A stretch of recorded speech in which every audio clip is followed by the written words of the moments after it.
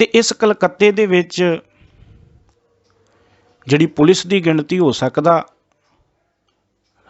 ਲੱਖਾਂ ਦੇ ਵਿੱਚ ਹੋਵੇ, अनुमान लगा लीए कि 1 ਲੱਖ पुलिस होवे, पर की इत्थे चोर डाकू भी 1 ਲੱਖ होणगे? चोर डाकू जिहड़े ने वो तो गिणती दे विच कुछ कुछ होणगे ना, इदां कह लीए कि आटे दे विच लूण दे बराबर। पर पुलिस इन्नी क्यों लाउणी पई? ताकि उन्हां दे अंदर भै रहे, उन्हां दे अंदर डर रहे। तो हुण पुलिस किहड़े बंदे नूं, जे ਲੱਖ पुलिस आ तो की उन्होंने सारियां नूं फड़ के अंदर दे दिता जां सारियां नूं फड़ के अंदर दे दिंदे ने? नहीं, पुलिस उसे व्यक्ति नूं फड़ के अंदर देगी, जेल विच सुट्टेगी जिहड़ा गलत काम करेगा, जिहड़ा सरकार दे नियमां नूं नहीं मन्नेगा, जिहड़ा प्रशासन की गल नूं नहीं मन्नेगा, उहनूं चुक के पुलिस अंदर सुट देगी। पर जिहड़ा प्रशासन के हुक्म दे विच नियमां दे विच रहेगा, गल मन्नेगा, उन्होंने पुलिस क्यों सुटती? अज तक तो आपां सुनिया नहीं भी बिना कसूर तो किसी नूं फड़ के अंदर सुट दिता। पुलिस उसे बंदे नूं फड़ के लैके जाती जो सरकार के नियमां की उलंघना करता है। कैद विच उहनूं ही सुटिया जाता जो दोषी है। जिवें एक चंगे विद्यार्थी नूं मास्टर दा डंडा कुछ नहीं कहिंदा, एक चंगे नागरिक नूं पुलिस वाले कुछ नहीं कहिंदे, तिवें परमात्मा के हुक्म के अनुसार, परमात्मा की आग्या दे विच रहन करके, परमात्मा के नियमां दे विच रहन करके, उहदे नियमां की पालना करन करके जिहड़े वकारां रूप जम ने ना, साहब कहंदे वो भी कुछ नहीं कह सकते। उन्हां दे मूँह उत्ते वकारां रूपी जमां दे वल्लों चोटां नहीं पैंदियां। मूँह चोटां ना खाए, उन्हां नूं सज़ा नहीं सहनी पैंदी। क्यों?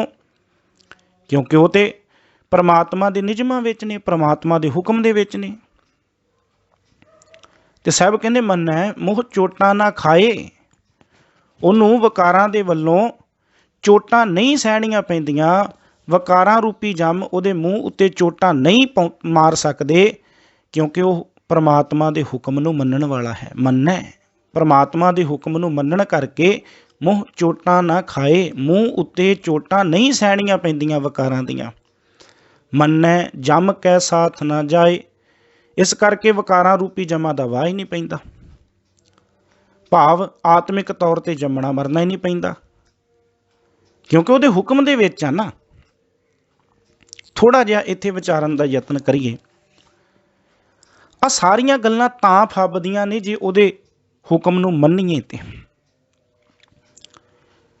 सुरत विच तां ही जागृति आउणी है, सुरत तां ही उच्ची होनी जे उहदे हुक्म नूं मन्नीए ते। मन दे विच सुचेतता तां आउणी, सुत्ता मन तां जागना जे उहदे हुक्म नूं मन्नीए ते। सारे भवनां दे विच परमात्मा वस रिहा, वो परमात्मा मौजूद, ये तां ही पता लगना ना जे उहदे हुक्म नूं मन्नीए ते। मूँह ते चोटां तां नहीं पैणगियां जे हुक्म नूं मन्नीए ते। जमा दे राह ते नहीं पैना पैंदा जे उहदे हुक्म नूं मन्नीए ते जे आपां इह ते पढ़दे रहे भी मन्नै सुरत होवै मन बुद्ध, मन्नै सगल भवन की सुध, जां आपां इह ते पढ़ लिया कि मन्ने की गत कहीं ना जाए, जे को कह पिछै पछुताए। अगे जाके पढ़ लांगे मन्नै मार्ग ठाक ना पाए, ये भी पढ़ लांगे मन्नै पावैं मोख दुआर। पर जे पढ़न तो बाद मन्निया ना, जो असीं सुनिया कि सुनिया ईश्वर ब्रह्मा इंद, सुनिया मुख साला हणमंद, ये सब कुछ सुनन तो बाद मन्निया ना, फिर थोड़ा गल बनेगी। मैनूं एक कहानी चेते आ गई, तुसीं भी सुनी होएगी। कबूतर ने वो इकट्ठे हो के ते चोगा चुग रहे ने। उन्हां दे विच जिहड़ा सियाणा कबूतर सी, सारियां दा आगू सी,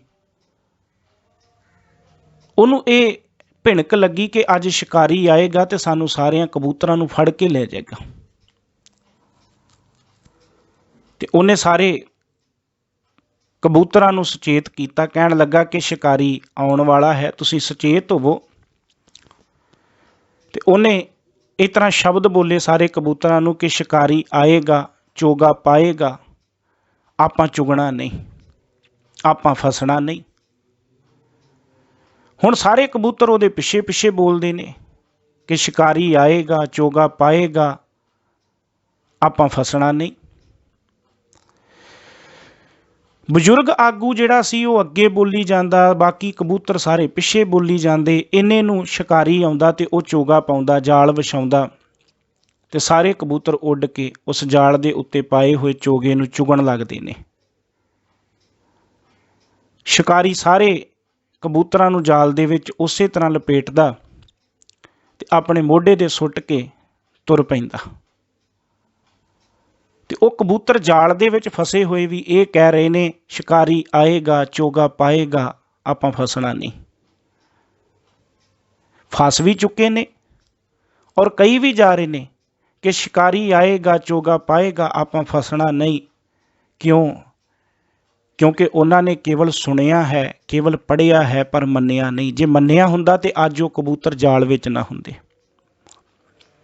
अज वो शिकारी की कैद विच ना हुंदे। कारण की आ?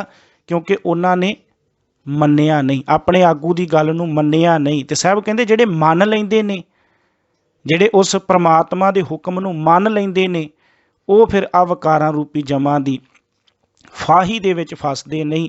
उन्हां नूं फिर वकारां दीयां चोटां नहीं खाणियां पैंदियां, क्योंकि उन्होंने सुन के उसनूं मन्निया है।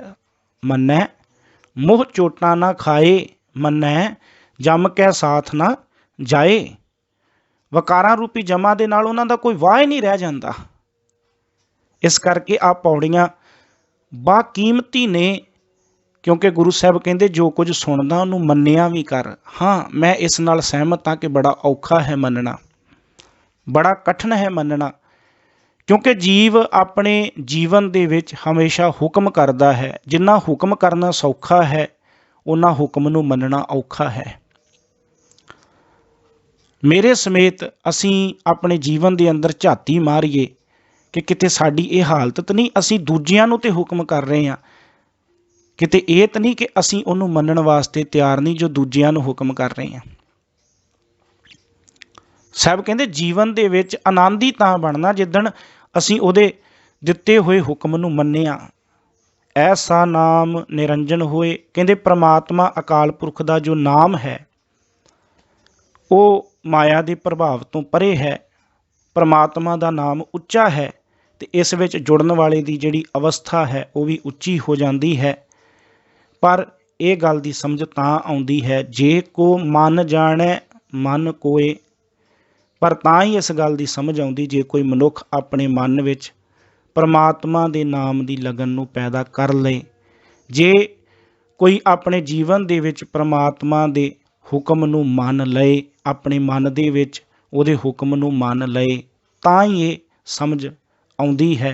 नहीं तो जे आपां जीवन दे विच केवल सुनते रहे पर मन्निया नहीं, फिर जीवन का पैंडा इस तरह ही व्यर्थ निकलता जाएगा। गुरु तेग बहादुर साहब जी के कथन मुताबक गुण गोबिंद गायो नहीं, जन्म अकार्थ कीन। साडा जन्म जिहड़ा है वो अकार्था दे वल दिनों दिन वधदा जाएगा। परमात्मा के चरनां की प्रीत जिहड़ी आ मनुख के मन दे विच चानण करदी है। सारे संसार दे विच फिर वो परमात्मा दिखाई दिंदा है, दिसदा है कि वो हर थां दे व्यापक है। फिर उस मनुख नूं वकारां दीयां चोटां नहीं सहणीਆਂ पैंदियां, नहीं वजदियां, ते ना ही उसनूं आत्मिक मौत जिहड़ी है वो डरा सकदी। पर पैंडा जिहड़ा है वो मन्नण ते आउंदा है। गुरु किरपा करे असीं गुरु दे कहे होए बचनां नूं मंन सकीए, तां कि असीं परमात्मा दीयां खुशियां नूं प्राप्त कर सकीए। भुल्लां चुकां दी खिमा। वाहिगुरू जी का खालसा, वाहिगुरू जी की फतेह।